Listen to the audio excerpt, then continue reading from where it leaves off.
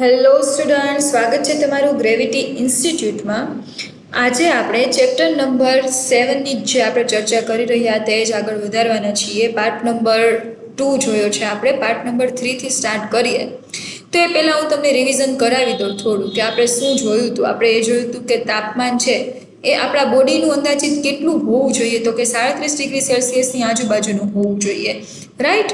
એ આપણે વાત કરી હતી. ધેન ક્લિનિકલ થર્મોમીટર ઉપર વાત કરી હતી કે ડિજિટલ પણ હોઈ શકે ને જે સિમ્પલ પહેલાં આવતું પારાવાળું એ પણ હોઈ શકે. બે પ્રકારના થર્મોમીટર, ડિજિટલની જે ક્લિનિકલ યુઝ થાય છે એ છે, અને એના ઉપર ખાસ વાત કરી હતી. બીજું વાત એવું કર્યું હતું કે થર્મોમીટર છે તો એ કોને થર્મોમીટર કહેવાય, એ ક્યાં યુઝ આવે, એ બધી પાર્ટ નંબર 1માં વાત કરી હતી.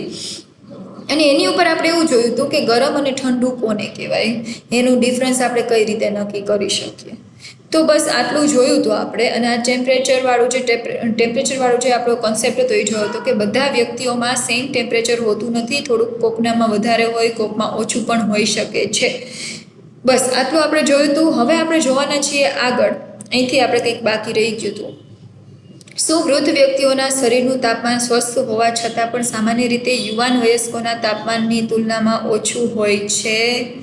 એ સ્વસ્થ હોય, લાઈક વૃદ્ધ વ્યક્તિ છે એ સ્વસ્થ હોય છતાં પણ એનું તાપમાન ઓછું હોય છે. ફિઝિકલ એક્ટિવિટી આ તે બધું છે એમાં ઇમ્પેક્ટ લઈ આવે છે. તેમાં આપણે ના કહી શકીએ. બટ હવે એટલું યાદ રાખજો કે જ્યારે પણ વેરિએશન તાપમાનનું આવે છે, કોઈ પણની સરખામણી કરીએ છીએ, તો એ વ્યક્તિ ડિઝીઝવાળો, એટલે કે એનામાં કંઈ રોગ કે એવું ન હોવું જોઈએ. નહીંતર તમે ક્યારેય ટેમ્પરેચર છે એ કમ્પેર કરી શકો નહીં. જો આપણી ચેનલ તમે પહેલાં તો સબસ્ક્રાઇબ નથી કરી તો ચેનલ સબસ્ક્રાઇબ કરી દો, તમારા ફ્રેન્ડ સર્કલ સુધી પહોંચાડો.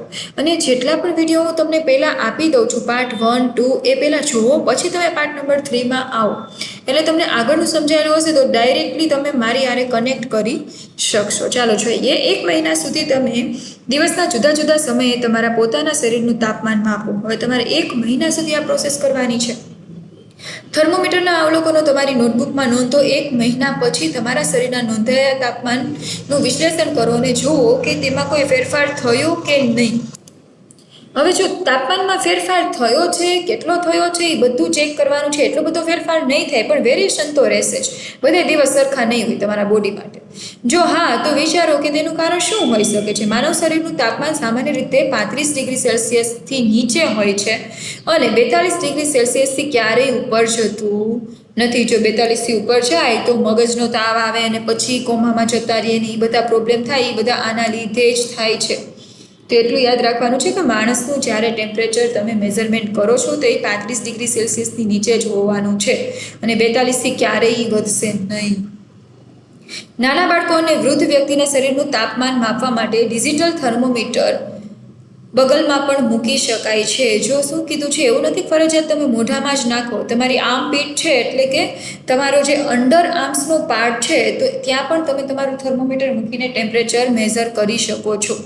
આ રીતે માપવામાં આવેલું તાપમાન શરીરના વાસ્તવિક તાપમાન કરતાં 0.5 ડિગ્રી સેલ્સિયસથી 1 ડિગ્રી સેલ્સિયસ સુધી ઓછું હોઈ શકે છે. એનું મિનિંગ શું કીધું છે કે ટેમ્પરેચર છે એ થોડુંક એવું વેરિએશન આવી શકે પણ બહુ વધારે વેરિએશન આવશે નહીં. એટલે આટલો ડિફરન્સ તમારે સમજી લેવાનો. પ્લસ માઇનસ કરીને તમે સમજી શકો છો. એટલે આ છે એ બીજો એક ઉપાય છે. મેં મારા એક મિત્રને એવા એક ડિજિટલ થર્મોમીટરનો ઉપયોગ કરતા જોયો કે જે તાપમાન અલગ અલગ માપક્રમ પર વાંચે છે. તે સ્વસ્થ માનવ શરીરનું સામાન્ય તાપમાન 98.6 ડિગ્રી સેલ્સિયસ દર્શાવે છે. એક જ તાપમાનને વ્યક્ત કરતા આ માપક્રમ છે એનું તફાવત આ શું છે એને કંઈ સમજાતું નથી.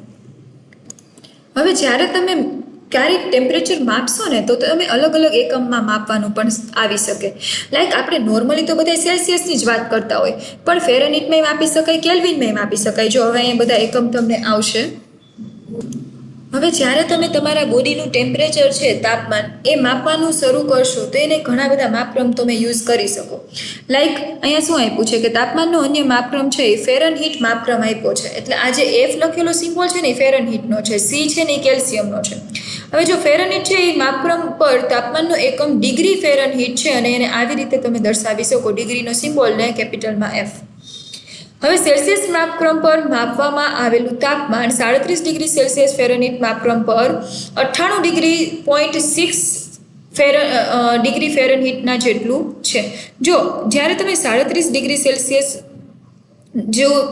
જે માપન છે એને તમે ફેરનહીટમાં કન્વર્ટ કરશો ને તો એનું 98.6 ડિગ્રી ફેરનહીટ જેટલું થશે. એટલે એ છે ને ગણતરી આવે અને એના સમ પણ આવી શકે. હજી તમારે નથી આવતા, તમે 11th-12th સાયન્સમાં ને જાઓ એટલે એ આવે. હવે મોટાભાગના વૈજ્ઞાનિક અભ્યાસોમાં ફેરનહીટ માપક્રમનો ઉપયોગ થતો નથી. મોસ્ટલી હવે અત્યારે બધા છે એ સેલ્સિયસનો જ યુઝ કરે છે. વૈજ્ઞાનિક અભ્યાસ માટે માપનનો અન્ય માપક્રમ ઉપયોગમાં લેવાય છે, જેને કેલ્વિન માપક્રમ કહેવામાં આવે છે. યસ, કેલ્વિનનો પણ એટલો જ મોટા અમાઉન્ટમાં યુઝ થાય છે. તમે લેબમાં વર્ક કરો તો એ તમને કેલ્વિન ને સેલ્સિયસ જ યુઝમાં કરવાના આવશે. ફેરનહીટ તો બહુ ઓછું આવશે. એ પહેલાંના ટાઈમમાં સેલ્સિયસ કરતાં વધારે યુઝ થતું હતું તો એ ફેરનહીટ હતું, પછી સેલ્સિયસનો બધા યુઝ કરવા માંડ્યા. આ માપક્રમ પર તાપમાનનો એકમ કેલ્વિન છે. હવે કેલ્વિનને કે એની જે સિમ્બોલ છે એ કે છે, કેપિટલ કે કરીને તમે એને સિમ્બોલાઇઝ કરી શકો. હવે તમને કોઈ એમ પૂછે કે તાપમાનનો એસઆઈ એકમ શું છે, તો તમારે કહેવાનું છે કેલ્વિન. બધાયના એસઆઈ એકમ હોય. તાપમાનનો એસઆઈ એકમ શું થાય? કેલ્વિન. ચલો, એ 1 માર્કર ક્વેશ્ચન છે એટલે આઈએમપી છે ત્યાં કરી નાખજો.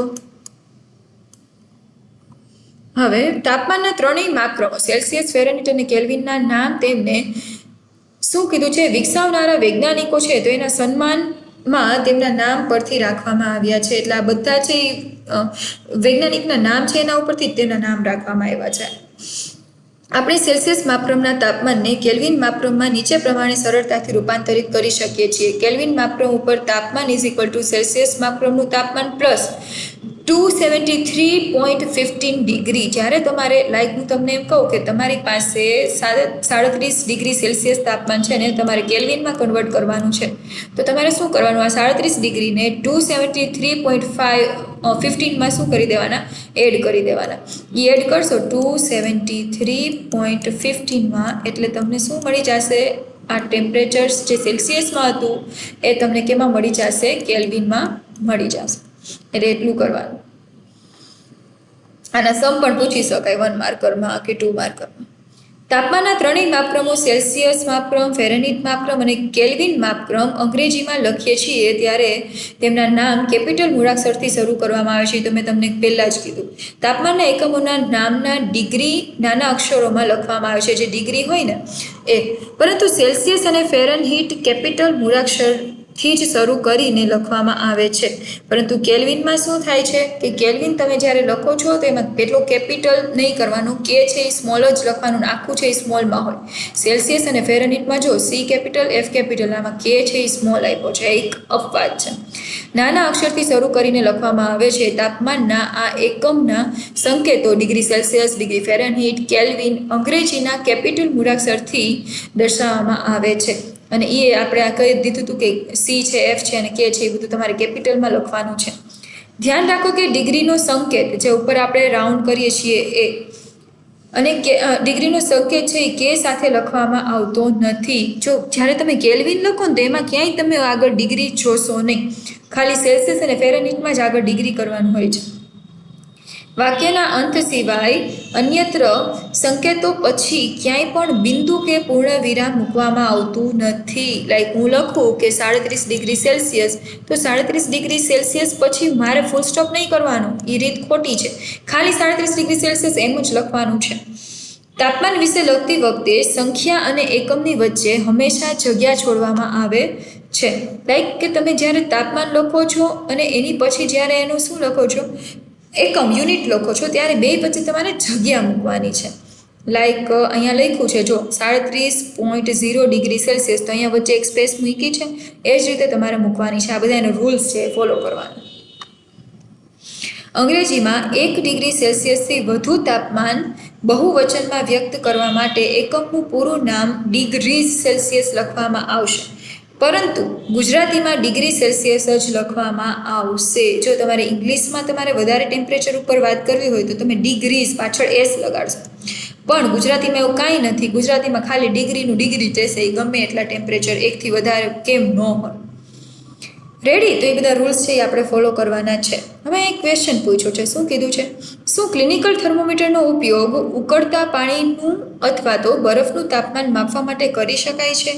નહીં, ઉકળતું જ્યારે પાણી હોય ને તો એનું સેલ્સિયસનું જે ટેમ્પરેચર સેલ્સિયસમાં જોવા જાય ને તો એ 100 ડિગ્રી સેલ્સિયસ સુધી પહોંચી ગયું હોય, વરાળમાં ને એમાં રૂપાંતરણ પામતું હોય તો. અને આપણા જે ક્લિનિકલ થર્મોમીટરની કેપેસિટી એટલી હોય જ નહીં, 42 ડિગ્રી સુધી તો માન જોઈ શકે. તો ક્યારેય તમે ક્લિનિકલ થર્મોમીટર એમાં યુઝ નહીં કરી શકો. અને બીજી વાત રહી બરફની, તો બરફ છે એનું ટેમ્પરેચર ઓછું થઈને 0 ડિગ્રી સેલ્સિયસે એ બરફ બને, એ તો આપણને ખબર હોવી જ જોઈએ. બરફ 0 ડિગ્રી સેલ્સિયસે બને, તો 0 ડિગ્રી પણ તમે એમાં મેઝરમેન્ટ કરી શકો નહીં. એટલે આ બેયમાં તમે યુઝ ના કરી શકો ક્લિનિકલ થર્મોમીટર. એના માટે કયું થર્મોમીટર યુઝ થાય? લેબોરેટરી થર્મોમીટર યુઝ થાય. થર્મોમીટરની શોધ પહેલાં તાવનું નિદાન કેવી રીતે થતું હતું? તાવ વ્યક્તિના નાડીના ધબકારાને અસર કરે છે. ભારતમાં આ જ્ઞાન પ્રાચીન સમયમાં પણ હતું. જોકે તાવ ઉપરાંત કેટલીક અન્ય પરિસ્થિતિઓ પણ માનવના જે નાડીના ધબકારા છે તો એના ઉપર અસર કરે છે. આથી માત્ર નાડીના ધબકારાના આધારે જ તાવની ખાતરી કરવી વિશ્વાસપાત્ર નથી. પહેલાંના ટાઈમમાં તાવનું મેઝરમેન્ટ કરવા માટે નાડીના ધબકારા હોય ને તો એનો લાઈક વધી ગયા હોય ધબકારા, તો એનો મિનિંગ કે તમારા બોડીમાં તાવ છે, એવી રીતે મેઝરમેન્ટ કરતા. પણ એ ક્યારેય ચોક્કસ રહી શકે નહીં. એટલે આ પછી સિસ્ટમ બંધ કરી અને થર્મોમીટરનો યુઝ કરવાનું શરૂ કર્યું. હવે અહીંયા જે ક્વેશ્ચન પૂછ્યો તો એનો આન્સર લગભગ મને એવું લાગે છે અહીંયા આપ્યો છે કે ના, ઉકળતા પાણીનું અને બરફનું તાપમાન ક્લિનિકલ થર્મોમીટરના માપક્રમના વિસ્તારની બહાર છે. મેં કીધું એમ કે ઉકળતું પાણી હોય તો એ 100 ડિગ્રી સેલ્સિયસ વાળું હોય અને બરફવાળું છે તો એ 0 ડિગ્રી સેલ્સિયસ વાળું છે. તો બે છે એ એકય થર્મોમીટરમાં ક્લિનિકલ થર્મોમીટરમાં ફિટ થતા નથી, તો એનો યુઝ કરી શકાય નહીં. અહીંયા છોકરો શું કહે છે? આપણે ક્લિનિકલ થર્મોમીટરના માપક્રમના વિસ્તાર બહારનું તાપમાન કેવી રીતે માપી શકીએ? ક્લિનિકલ થર્મોમીટરમાં તો 42 ડિગ્રી સુધીનું જ હોય, તો એની ઉપરનું જ્યારે મેઝરમેન્ટ કરવું હોય તો તમે શું કરો? લેબોરેટરી થર્મોમીટરનો યુઝ કરવાનો આવે છે. એ જે તમને નેક્સ્ટ આપણું જે ટોપિક છે એ આખો લેબોરેટરી થર્મોમીટર ઉપર જ છે. એ આપણે નેક્સ્ટ પાર્ટમાં જોશું. અહીંયા સુધી જેટલું પણ આપણે જોયું એ એક વખત રિવાઇઝ કરી લો. ન સમજાય તો પાછો રિપીટ વિડીયો તમે જોઈ શકો છો. અને જો આપણી ચેનલ તમે સબસ્ક્રાઇબ નથી કરી તો સબસ્ક્રાઇબ કરી લો. નેક્સ્ટ આપણે પાર્ટ નંબર 4 માં જોશું.